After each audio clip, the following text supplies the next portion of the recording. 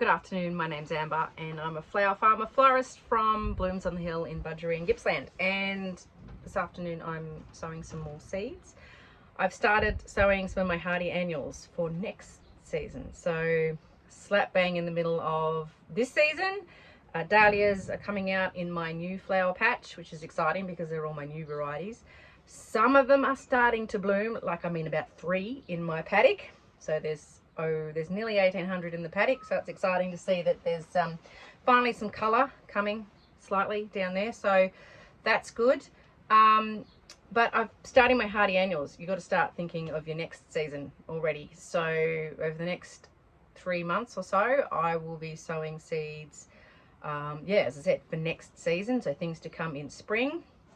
I've got some biennials that are already started. I sowed them in the start of summer, which was December, and they will be ready to plant out at the end of this month. So that's some hollyhocks and some foxgloves and some sweet William, and they will bloom late spring, early summer, and hopefully they'll fill that hungry gap. So tulips and ranunculus and the early spring stuff like stock, that will bloom, then that finishes, and then you have what they call the hungry gap. So hopefully they'll have some things then, like the sweet Williams, to fill this gap. So because you're waiting for your summer annuals and it just seems like this incredibly long period where you've got nothing. So it's the first time I've done biennials as well. I've got 6 trays of different varieties of stock, so I will do more successions of that over the next few months. So they're on their way. Today I'm going to do some snapdragons. I did snapdragons for this season, but I used a Tetra mix, which was okay, but I'd never sown snaps before and I really liked them. So this time I have some individual colours, better ones that are taller, better for cut flowers. So I've got mostly the Potomac series, which is the taller ones. I've got a lavender, I've got a sunrise mix, I have a Costa Silver, I have apple blossom, summer berry blend, and a Madam Butterfly bronze, which is gorgeous. And I get my seeds, most of them, from a place called Veggie Garden Seeds. Their seeds are really good quality. I love them. They're in Tasmania. Big plug for them. They're great. They're really prompt as well. So, and they plant a tree for every order. So if you're feeling a bit eco-conscious, them.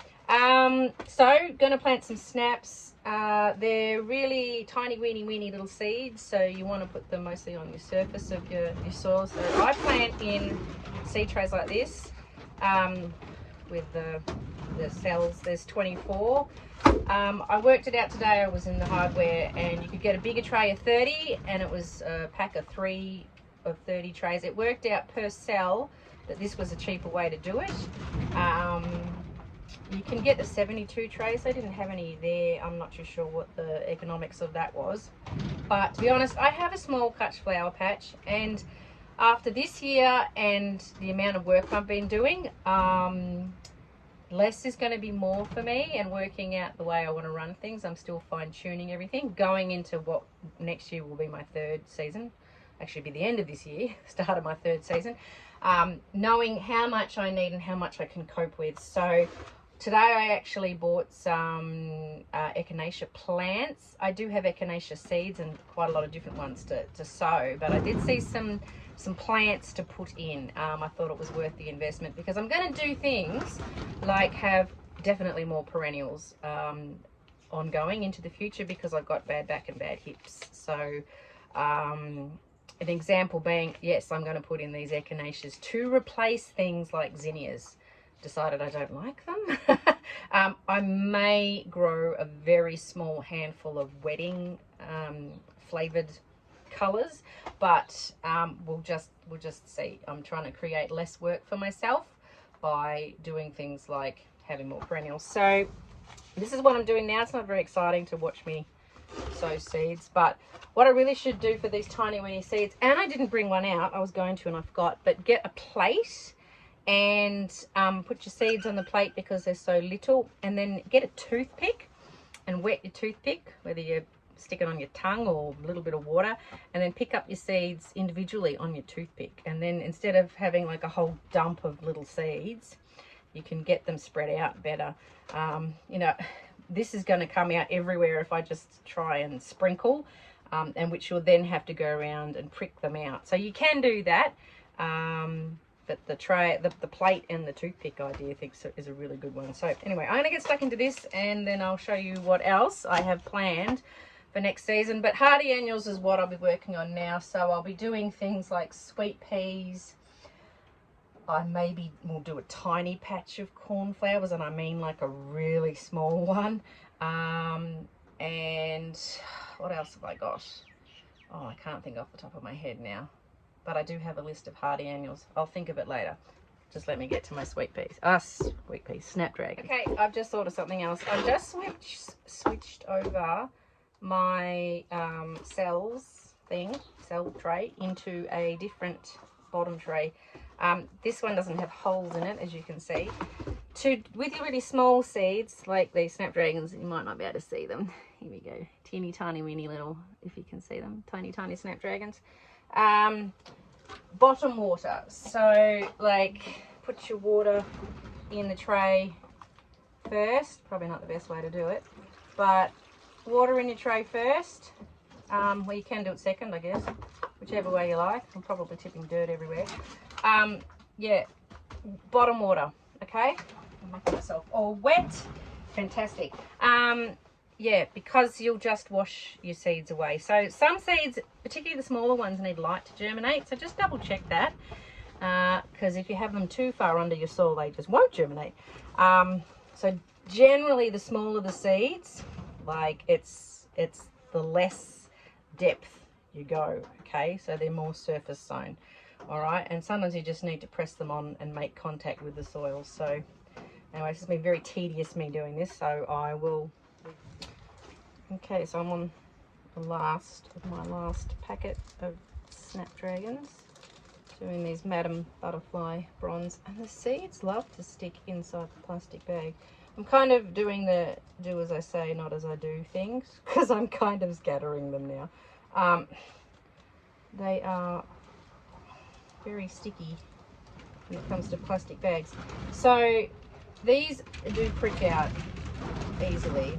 Like, you know, you can do it. So pricking out basically means once the seedlings are up and they're big enough that you can sort of like handle them. They'll still be little, but you grab them very carefully by the foliage, and then you can very gently pull them out and then wiggle them into another spot in the soil so that you can move them away from their siblings, so they're not all crowded. So, you know, if you get your seeds like this really close, then it's not the end of the world. It does depend on what you've got. So some plants don't like being handled. They don't like to be transplanted, as they don't like their roots to be disturbed. So things like cornflowers, like I probably will put cornflowers in. I've got mauve, white, pale pink, and blue only. I'm probably going to do like about 1 meter square, and I reckon that'll be enough. There's one little seed left in there. Anyway, but yeah, so some things really don't like their roots to be disturbed, and actually do fine direct sown. So it is a bit of a trial and error what works for you, but these will be okay to separate. Did I describe what a hardy annual was for those who don't know? Because it's simply, a hardy annual, of course, is an annual. It's a plant that lasts only a season. It will grow, flower, make seed, and then set seed, and die all in one season. So its sort of reproductive cycle is what it's all about. A hardy annual is one that will overwinter. So you can sow the seeds in autumn. They will live through the winter, the plant, very small, and then it will flower early spring or mid-spring, late spring, but it will flower like usually earlier in the season. So it's a plant that will start to grow in the autumn, and it will establish a really good root system, and so when it will kind of like, the plant will sort of look like it's doing nothing in winter, but once the weather warms up in spring, it will suddenly really take off, and you'll get those early flowers. So giving it that chance to develop that root system in autumn makes for a really good plant. So yeah, this is why we're doing these now.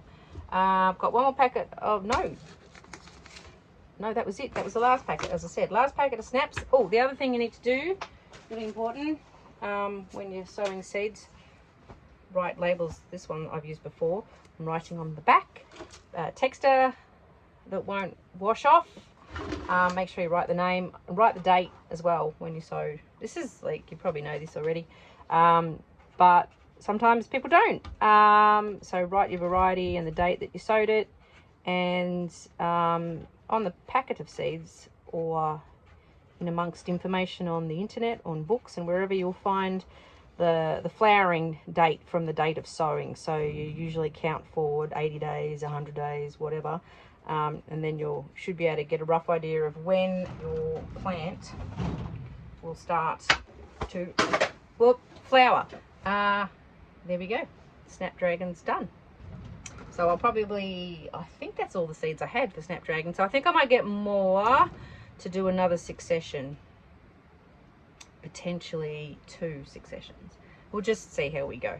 Okay, just quickly, get yourself a spray bottle too, with the little seeds. Spray, spray, spray. So don't overhead water. Do put your water in the tray still, when you notice that it's really needing it. You can feel it, pick it up, feel it. You know, if it's heavy, then it doesn't need any water. But if you're going to water from the top, just use a spray bottle. Okay. And the other thing too is keep an eye on the temperature in your greenhouse, if you have a greenhouse.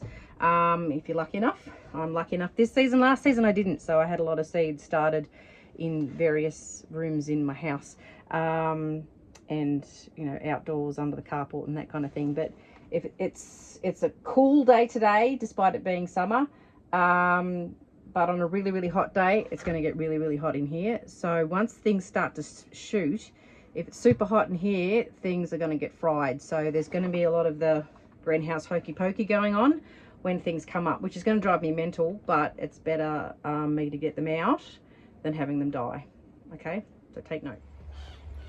Now, as I did mention, I bought some echinacea plants today. I've got this lovely salmon. I got 3 of those. I got 2 of the magenta and I got 2 of the white. Yeah, so this will be so that I can replace zinnias with echinacea, which are a perennial. So we're thinking of my back and making life a lot easier for myself with these. Right, that's my cornflower patch, if you might remember from a previous video. I am going to keep those rows and I'm going to put roses in there. So I will buy probably 5 of each variety that I decide upon, and they'll be more tailored for weddings in terms of colours, just to start with. Whether I buy that many roses that are going to fill that area, I'm not sure, but yep, roses is the plan for there. I'm getting distracted by my dahlias. They're looking so pretty. It's so nice to see them finally doing something. Right, the plan for here, just looking across my flower patch. Now there's seedlings in zinnias. Now they're going to be, whether they get up high enough before the weather starts to get really cold, I don't know. There's lots of zinnias in all these garden beds. That's not what's going to happen next season. That's for sure. This bed here, there's a couple of random sweet peas in there. I'm pretty sure they're not going to do anything. But this will be a bed that I think will end up with perennials in it. This bed here, which has a fence through it, hopefully I can rectify the fence and make sure it's not in the way. But that could be another perennial bed. And these ones here with these sunflowers, they too can also be earmarked for perennials, I'd say. This bed here is being dug out. There was sunflowers in there. My daughter hacked them out. That's her garden bed, my little girl. She's going to be doing a project throughout the year for her homeschooling where she's going to have her own cut flower patch. So she's ordered some tulips and some sweet peas and some daffodils and some snapdragons. So she's going to have a little bit of each thing going on in there. So that'll be fun for her. Now these are my peonies over here in amongst all this long grass. I do need to mow again because Mr. Snake likes to live over there by that compost pile. I've nearly stood on him before. It's a tiger snake, it's horrible.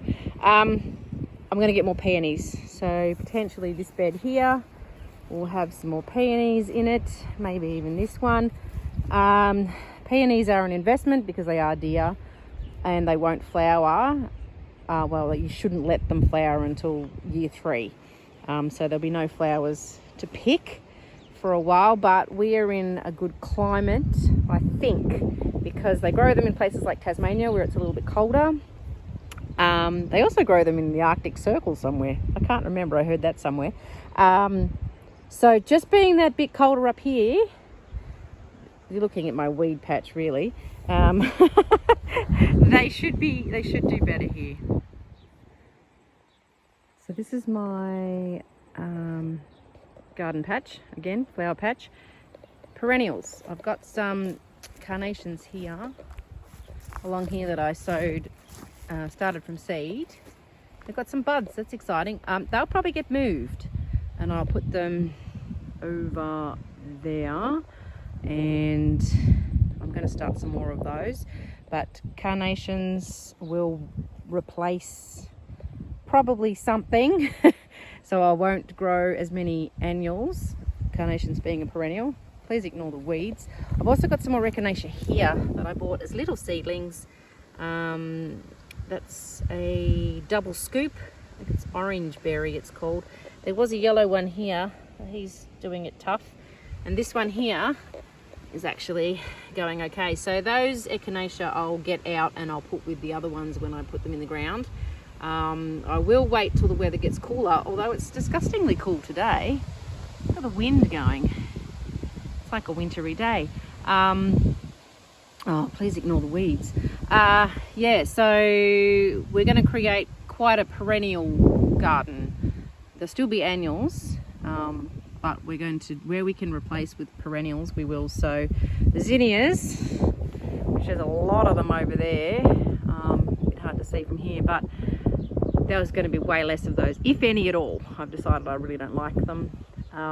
So I may grow a handful with wedding colours, as I think I've said. The sunflowers I'm not going to grow either. Instead, I am quite liking this Rebecca, which is going to be more usable. It's a similar shape. It comes in lovely colours, and it is an annual, but it wasn't that difficult, and you get a lot more flowers. Okay, so I've got a bouquet to cut now. I actually nearly forgot. I've got a custom order for a bouquet, so I'm going to do that now, and then I'm going to make up a little posy. So I'm going to cut some dahlias, probably these pink ones, and probably some burgundy, and then I'll have a bit of a mix of other things to go with in it. So I will leave you now, and I will catch up with you another time. Bye. And little posy made up, be picked up very soon.